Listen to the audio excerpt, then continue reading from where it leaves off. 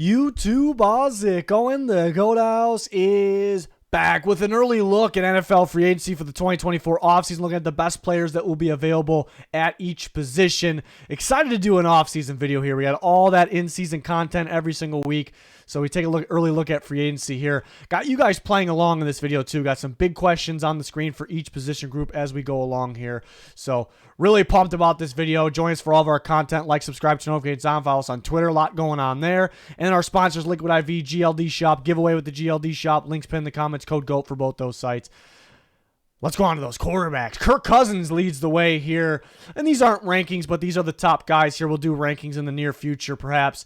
But Kirk Cousins is obviously, even though he's coming off that Achilles injury, obviously the top guy. How much will he get paid? That's kind of the big question, because people thought he got overpaid before, but it was pretty solid for the Vikings, but now coming off that injury. So will the Vikings bring him back on a 1 year, 2 year, nothing? Will he go to a new team? Should be a big question. But I want to know from you guys in the comments, who do you think is the best free agent other than Kirk Cousins, besides Kirk Cousins? And I can see maybe a little bit of a debate. I think most people would probably say Baker.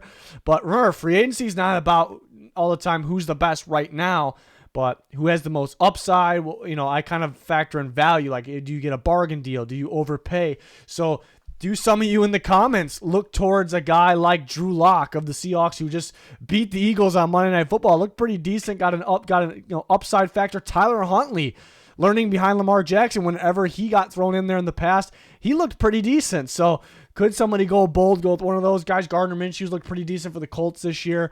Ryan Tannehill had some good play in the past. He's maybe starting to decline a little bit.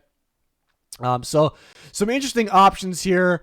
Maybe not as good. Some guys taken off the board going into the year. Jalen Hurts was a big one at some point in the offseason, but very curious to see where Kirk Cousins goes. If it's not back with the Vikings, how much does he get paid? Does somebody overpay? But he's probably worth it. He's been a damn good quarterback. He was starting to have a really good season this year. So usually those type of quarterbacks don't make it to free agency. So pretty crazy. Can't wait to see it. The running back class looks pretty damn good. Derrick Henry, the biggest name.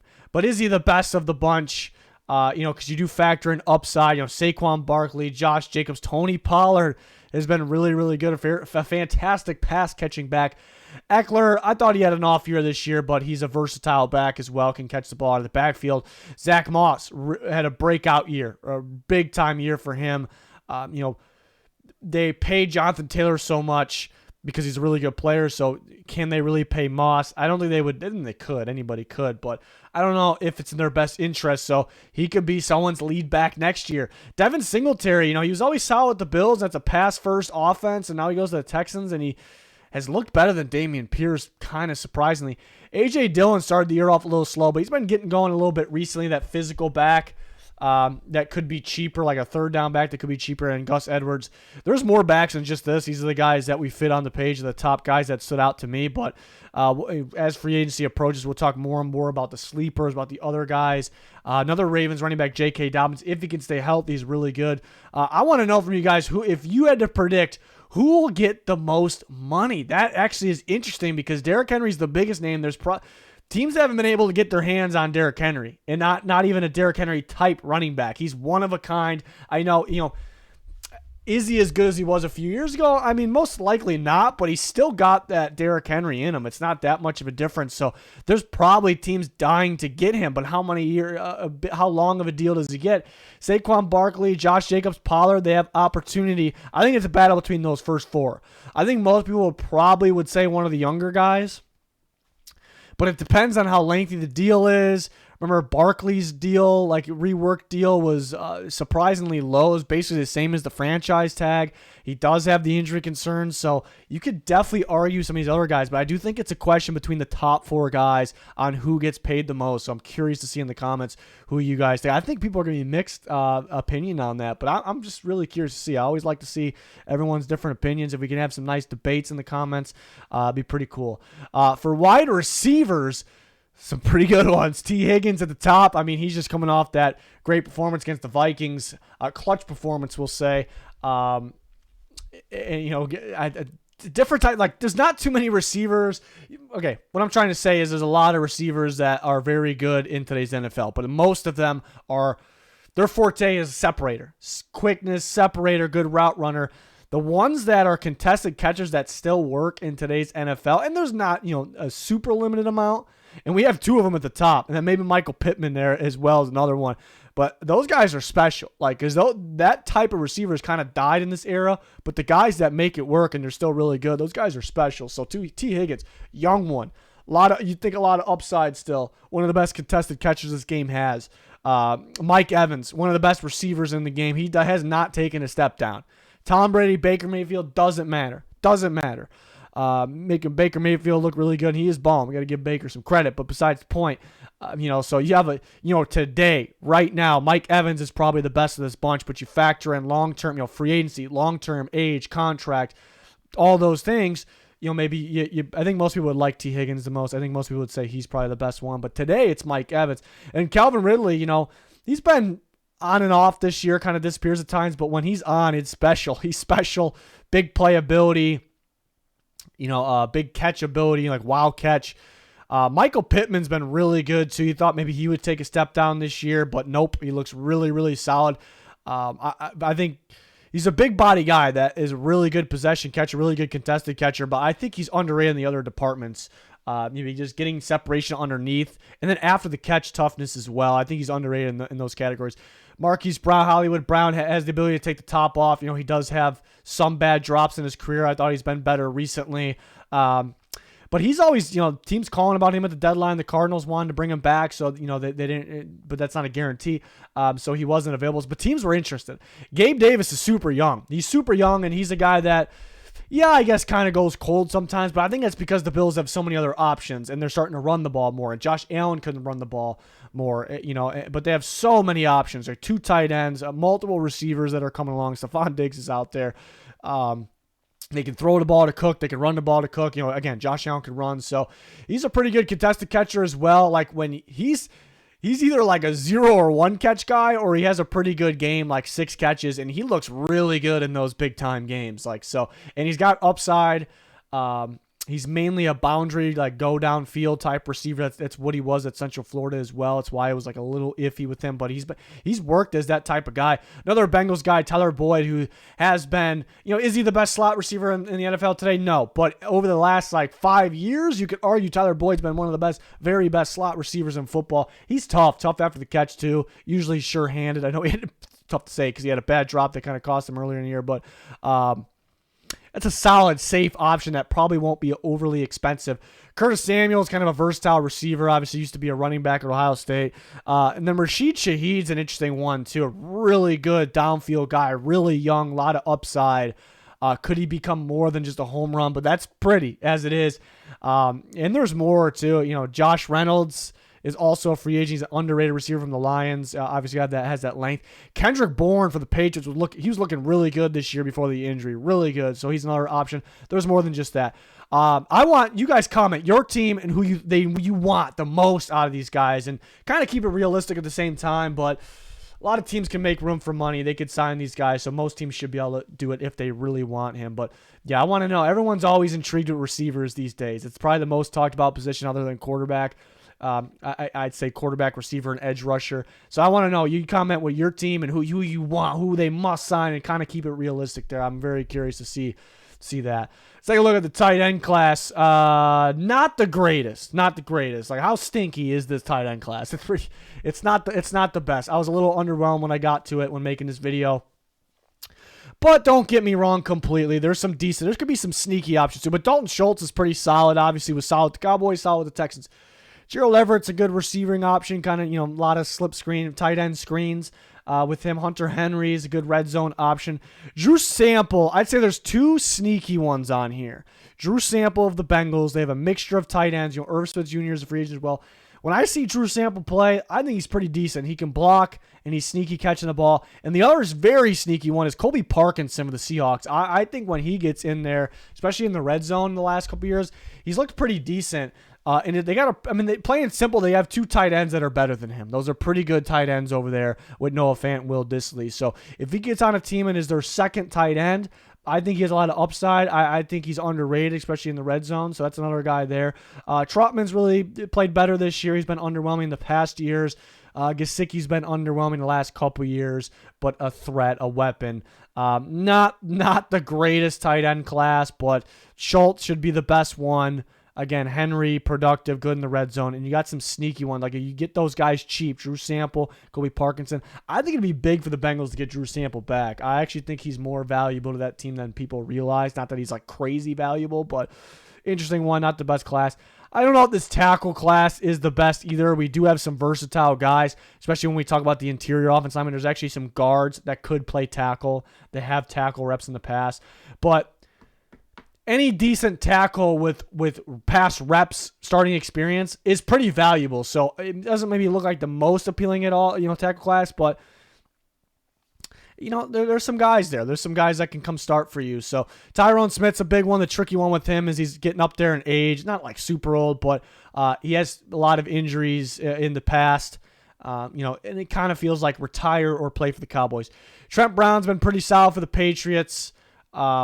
Injury concern with him as well. Jermaine Luminor, he's always been a decent tackle, like more so a high, like he would start, but be a high-end number 2 tackle, like a very high-end number 2 tackle. But for the Raiders, he's really picked it up, and he's looked very, very solid at right tackle. So he should be a starter somewhere. Jonah Williams, I would like better at guard, but he's insisting on playing tackle, whether it's left or right. I think he's going to want to play left. And he's had his struggles, but he's young. He's younger than some of these other options, has upside, so he's a candidate to probably get paid more than you think. Donovan Smith, with the Bucks, maybe with the Chiefs a little bit, is actually taking a little ripping from fans mainly, but he's decent. He's got experience. He's won a Super Bowl. He's better than what people talk. He's not the greatest. Alaric Jackson, that might be the guy, in my opinion, here's the guy, sound like Collinsworth there, of free agency. He's been sneaky good. I do worry about the Rams kind of make guys look good, and are they as good elsewhere? And then Noteboom looked good, and then they signed him. Jackson, to big money. Jackson's better. It's a guy that can play tackle or guard. That might be my favorite one on the list, believe it or not. Not the biggest name. James Hurst has some starting experience with the Saints. Josh Jones, Cardinals and Texans. He had some experience as well. And Isaiah Wynn with the Patriots, formerly with the Dolphins this past year. So not the sexiest names. Well, I guess Tyrone Smith and Trent Brown are, but Smith, to me, could be a retire or Cowboys, with durability concerns candidate. Trent Brown really has been much better on the Patriots versus anywhere else and has the durability concerns, but he's good. Illuminor, mainly really good on the Raiders. It's a little tricky. Only good on the Raiders. Jonah Williams, probably going to get overpaid. Donovan Smith, better than people think. I like Jackson a lot. I like Josh Jones, kind of the upside guy. So not the sexiest class, but there's some guys here. There's some guys. Everyone's desperate for tackle help. Not everyone, but most teams.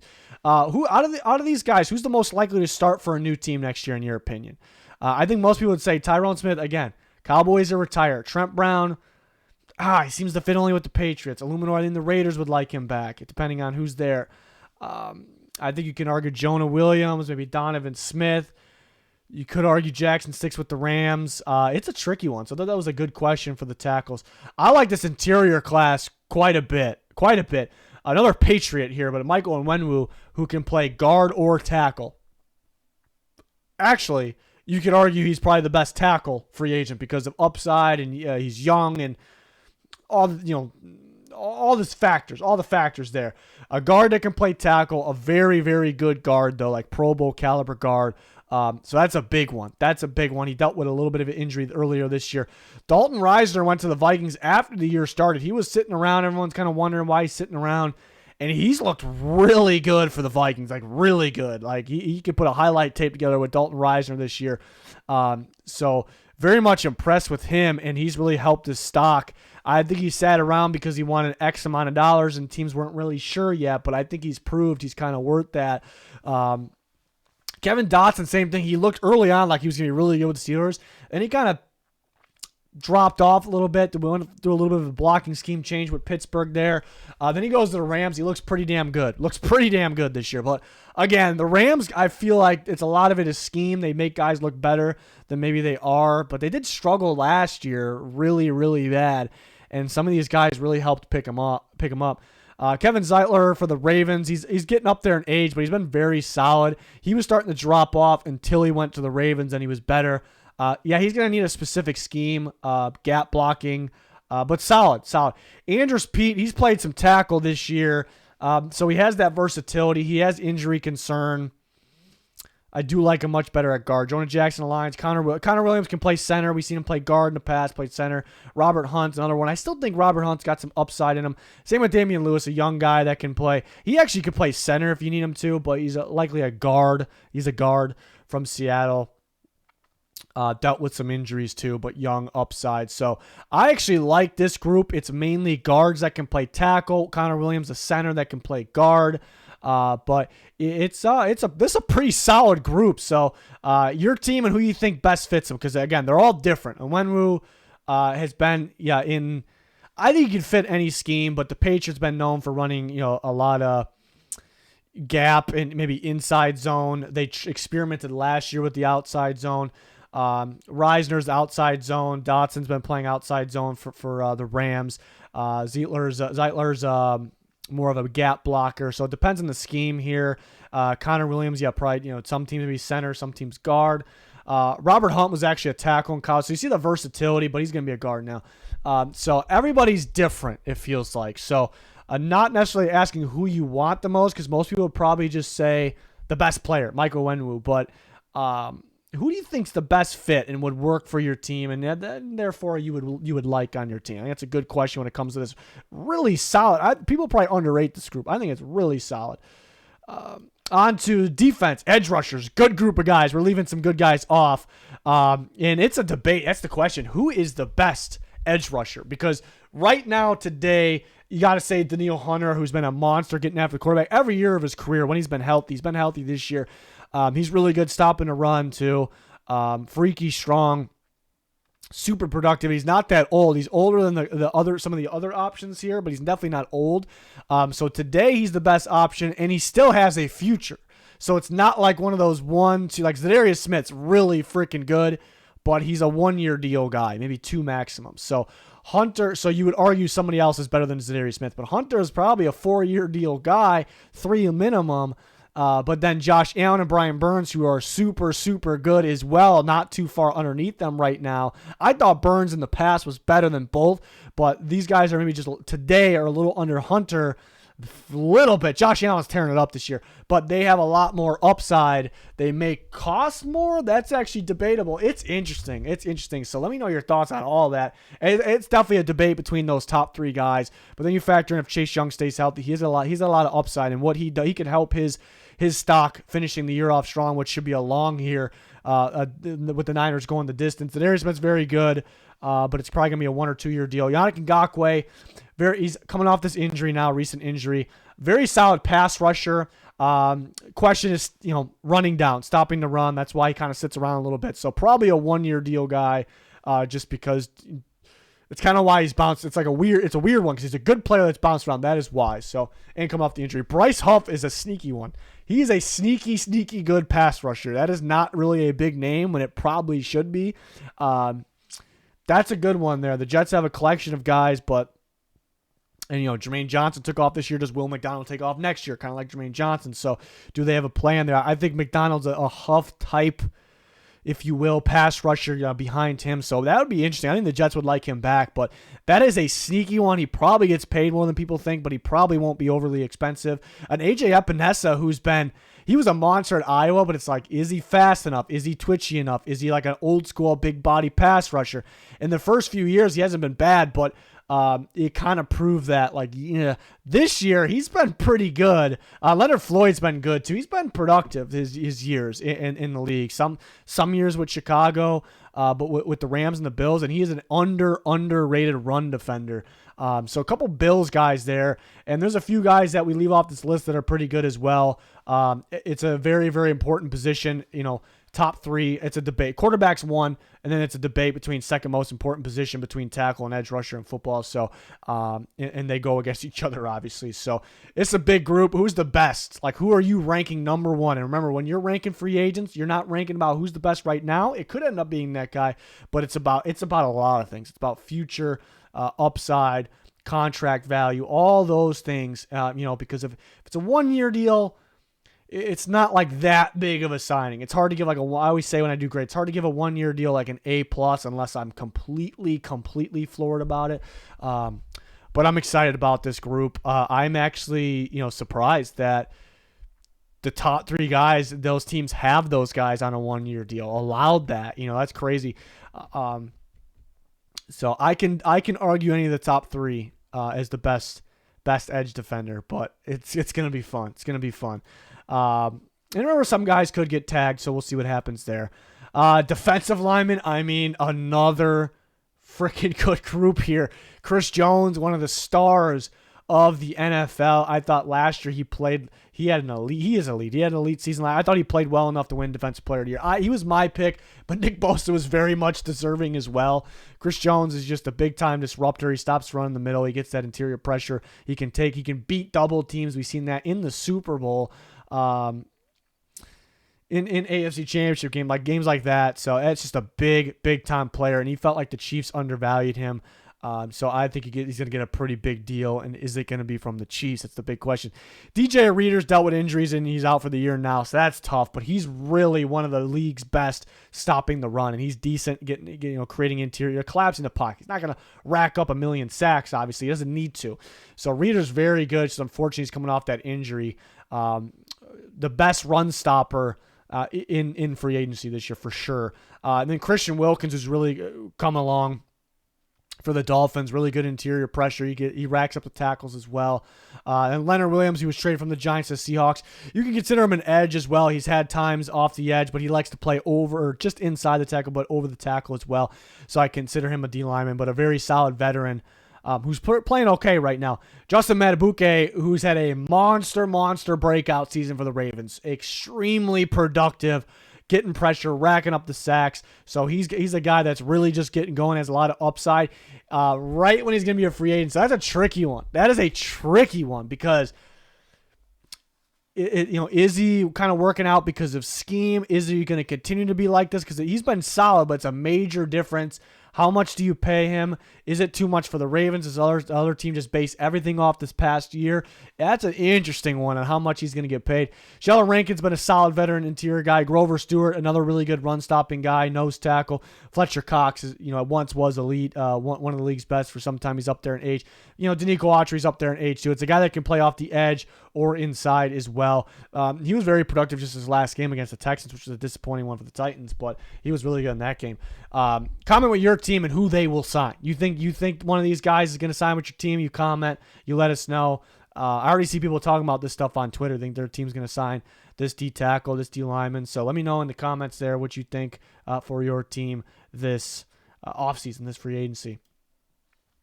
Linebackers, some good, solid options here too. Levante David and Bobby Wagner are pretty much in the same boat. Like really, really good. Like you think they're going to decline, but they don't really feel like it. But it's probably a 1-year deal, 2-year maximum. At this point, it might be difficult to see them playing for somebody else because Bobby Wagner made his way back to Seahawks. The Rams actually got rid of him, which was surprising at the time. It's just David too. It's tough to see them play for some other team. Patrick Queen's been solid. He's been kind of up and down. People kind of ripped him at times in the past, but he's been solid. The guy flies around the field. He'll get downhill. He's athletic. He'll make big-time plays. He's still got upside. So that's a really good option. Frankie Lavue's an underrated linebacker as well. Really good blitzer all over the field, can cover. High motor guy. Jordan Brooks, once looked like he was going to be better like at this point, but injury affected him as well, but a decent young option. Jordan Hicks had a really good year before the injury for the Vikings. Another veteran option. Jerome Baker, I thought was better in the past. Maybe needs to go to a team where they blitz him quite a bit. Then you got Devin White, who, man, that year the Bucs won the Super Bowl, he was nasty. Like he looked like the best defensive player in football, not all year, but like the playoff run, the Super Bowl run, like he was insane, and it really didn't stick. That really didn't stick. he still has flashy plays. He's pretty damn athletic. You got to blitz him. He's going to go to a high blitzing defense for sure, like super high, like the highest blitzing. That's why I thought Baker needs to go. Like Baker worked with Brian Flores, and Devin White would be amazing with Brian Flores. We'll see if Brian Flores has a head coaching gig next year, if he's still with the Vikings. But those are some interesting options. And their best linebacker, Jordan Hicks, is a free agent. So that just popped in my mind. That's interesting. And Kenneth Murray, who has been underwhelming. We thought, watching him at Oklahoma, he was so good. So you thought he would be better, but he was used in such unique ways at Oklahoma. They rushed him off the edge a bit for an inside linebacker. So I think he needs to be blitzed more as well. Use him in a unique way. He still has those flashy plays where, man, he explodes into the ball.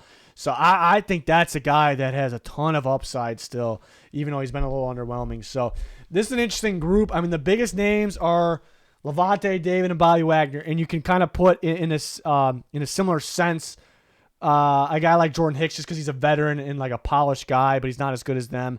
Maybe Baker around there. But then you look at Patrick Queen, Frankie Lavu, Jordan Brooks, maybe Baker, but Devin White, Kenneth Murray. These are guys that still have a lot of upside, like young, flashy guys. So best option, my question is best option for a long-term deal. Like if you were a GM and you had to give out, I'm thinking like 4-year deal, but we'll say minimum 3. Like if you couldn't give out a 1 or 2 year deal, like who you going with? That's interesting. That's probably one of my favorite ones on this video to think about. Like Frankie Lavu has really come along. Patrick Queen, he's good. Is he as good away from that Ravens? Yeah, again, I think Devin White and Murray, they got that flashiness in them. They got it in them. And again, going to that right scheme, like a high blitz scheme where you get creative with them, they can look like a Pro Bowl player. They could. So that's a good question there for you guys. Corners. Take a look at the corners. Jaylon Johnson had a monster season for the Chicago Bears. Just if he caught the ball a little bit better, even more of a monster season. But he's been fantastic. One of the very best corners in football this year. I guess there's been times off season and before the deadline where the Bears and Jaylon Johnson tried to work out a deal, and I guess they weren't offering him what he wanted apparently. So he's going to get paid this offseason. I think he's deserving. And again, the tricky part is he did two tricky parts. He did have one he's had other good moments, but it's a big difference this year and the past years. I think it kind of banks on Eberflus stinks. Maybe that's why the Bears were hesitant to do it. Because he seems to really fit Eberflus's defense. So if he's there or not. But the second part, I'm a little hesitant with paying corners an insane amount of money because what I've learned over the last few years, and corners important, is a very, very difficult position to play. I played it myself. But I do think people kind of overrate it in the sense of, you don't need elite or the best corners to be a championship team. It actually is more of coaching, calling coverages, teaching coverages, teaching having them understand film, like what's going to happen in these situations, so that's the biggest part. So if I'm a GM, I'm a coach, I'm not looking to spend a ton at this position. I'm going to spend something because I want decent corners that can actually run with receivers or are smart enough to play zone coverage or even further know when to leave their zone and help out. That's what I'm looking for, but I don't think you need to spend $20 million per year. Not that I think Johnson's going to get that. So definitely the best, I think, of this group, and he is deserving of a lot of money. That's the tricky part there. We'll see what the Bears do. Gilmore still got it. He's probably a 1 or 2 year deal guy, so it's hard to consider him the best corner of the group, but he still got it. L'Jarius Sneed, I think, is right there with Jaylon Johnson. Young, really good, playing very well. L'Jarius Sneed, very versatile. Chiefs got their specific scheme over there and they kind of take these unique guys and they make them better. And it feels like I think Snead's good enough to be good elsewhere, but something about that Spagnuolo defense, I think they're really made for the Chiefs defense. So I would say Johnson probably a better option for other teams. But again, he's really come along in the Eberflus defense, but there's plenty of other cover 2 zone defenses out there, which the Chiefs run that a bit too. Cover 2, cover 0, cover 1. And then Kenny Moore, who's been a really good versatile slot and outside corner, a veteran guy. Chidobe Awuzie really took off with the Bengals, has a little bit of an injury concern. Dory Jackson had kind of a down year, but he's always been a very solid man coverage corner because of his athletic ability. Kendall Fuller's been a good zone coverage corner. I think he could play man as well, in my opinion. He's inside-outside versatility. Ahkello Witherspoon, has really took off this year. I thought he's had a fantastic year for the Rams. So a lengthy corner. Like him, cover 4 scheme, so zone coverage. Sean Murphy-Bunting for the Titans, another guy that has inside-outside versatility. When he was really, really good earlier years with the Bucs, they ran a lot more man, and they kind of shifted to cover 3, cover 4, mainly cover 3. So maybe back to that man. I know the Titans run a lot of 2-man under.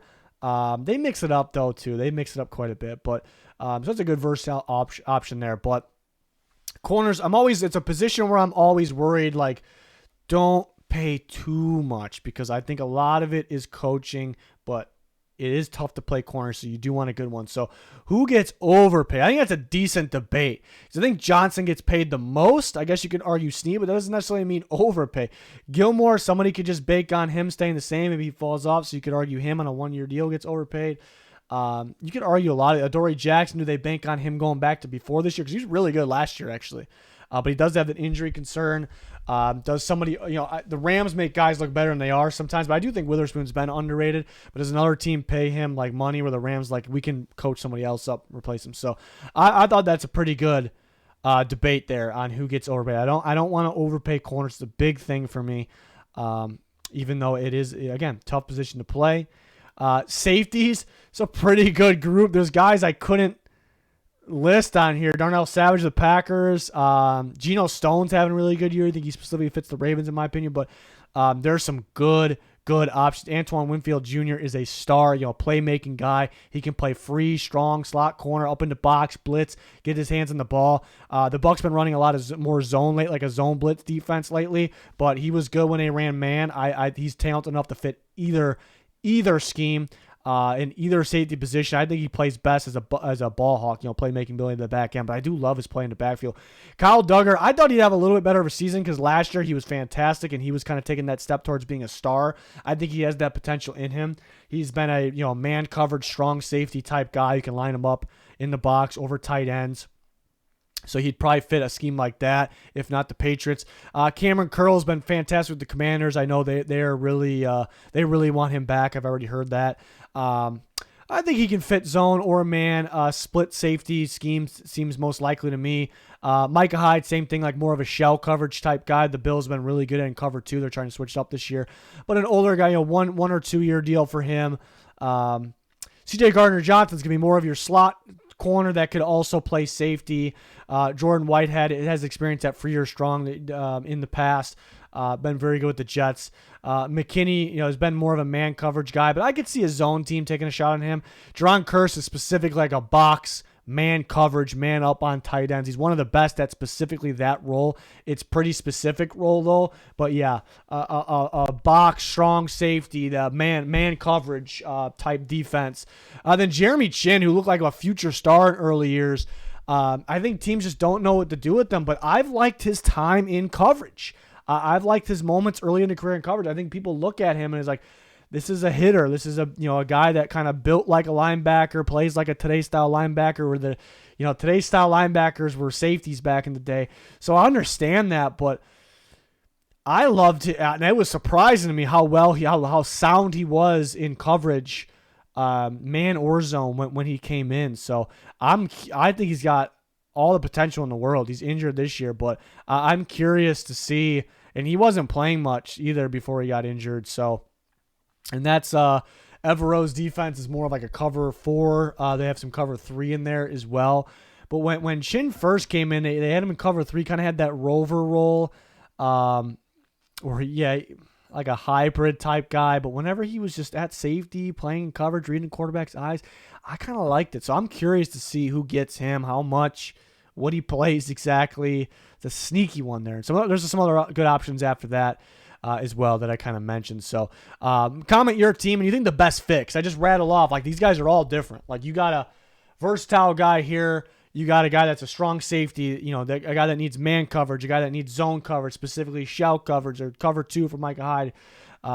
Gardner-Johnson, more of a slot guy, but also can play safety. McKinney and Chin, I can see kind of going to any type of scheme. And then you got Kearse, who's man coverage, expert covering the tight ends, guys like that. So they're all different. That's the fun part about it. So your team and the best fit for your team that you also make like they might sign them too because of that. So really, I thought this was fun. I always do this video. I added the kind of the for you guys to play along. Because as I was making this, I added that in late. I was like making this, and I'm like, I wonder what fans would like, who they would want, who they would think is the best, who they think is the best fit, because everyone's going to have a different opinion, and it's not like one of those, like, everyone's always in war with different opinions, but this is kind of like a fun, debate. These are fun debates. So this should be a lot of fun. So can't wait. We're always talking with you guys on Twitter. If you want to talk on Twitter, it's the fastest way to get me, but I want to see your guys' debates with each other in the comment section playing along. But that'll do it. It looks like a really good free agency class. Some will get taken off the board. It's just the nature of it. It's how it is. But it's still going to be a really good class. We have the best coverage for free agency for anything NFL, so hopefully you can join us for all that. Our in-season content, playoff content, right around the corner. Cannot wait. It's going to do it. Thanks for watching. Goodbye.